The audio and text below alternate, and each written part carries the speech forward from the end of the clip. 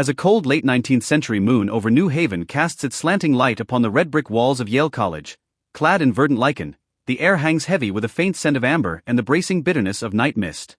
Inside a chamber shrouded by heavy, dark velvet curtains, where the distant rattle of horse-drawn carriages fades into the stillness, sits a man whose gaze betrays a profound perception of universal solitude, his empty hands quietly outspread. This is Willard Gibbs, the architect of statistical mechanics, an intellectual sentinel who chose forbearance at the zenith of honor, exiling himself within the cavern of thought for decades. This is a story of how convergence erupts into power, and how solitude transfigures into nobility. The genesis of Willard Gibbs' life lacked the typical clamor of scientific dynasties. Instead, it was a somber canvas woven from the deep gray academic shadows of the Yale campus, defined by rigorous logical discipline and the inexorable dictates of family tradition. Born into this city of reason, and regarded from youth as a mathematical prodigy, he inherited a microcosm that was chillingly austere. A world obsessed with a delicate interplay between macroscopic laws and microscopic nuances. In study corners burnished by the glow of firelight, he learned to perceive the geometric architecture hidden behind every physical phenomenon. He understood that truth is not a bestowed favor, but a sacred logic that flourishes only from an absolute reverence for the laws of nature. If his early self-cultivation was a tempering of the will, then his derivation of the phase rule, a flawless synthesis of chemistry, physics, and energy, at his desk in the deep New Haven night was the ultimate practical testament to his minimalist aesthetic. In that endgame of free energy and multiphase equilibrium, fate dealt him the heaviest and most perilous of stakes. During those silent midnights, broken only by the scratching of a nib against paper, he issued silent commands that stabilized the thermodynamic order through precise calculations of entropy and chemical potential.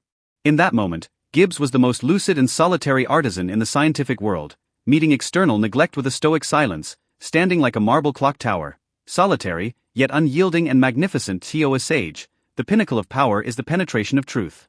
Willard Gibbs gradually realized that as he ascended to the status of master of equilibrium, through his construction of statistical mechanics, he gained more than the homage of a select few.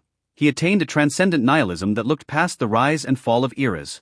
This transition from discoverer to sentinel was fraught with intellectual struggle, yet it bestowed upon him a chilling, almost translucent serenity.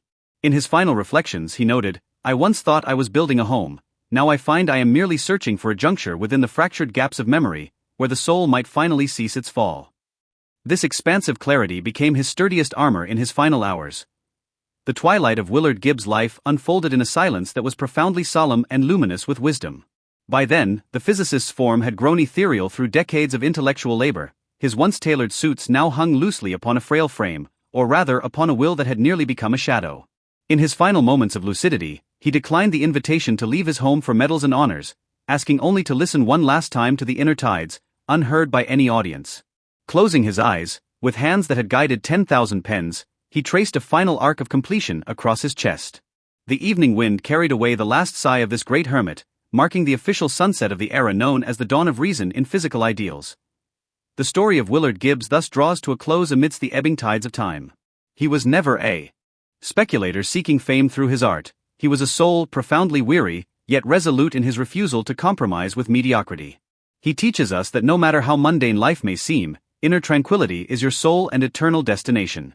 Just as he sat alone by a guttering candle during the bitterest New England winters, seeking a fulcrum for existence through his pen, may the serenity and vastness of Willard Gibbs become the softest feather in your dreams, carrying you toward that most peaceful and boundless shore of the soul. Good night, and may pleasant dreams attend you.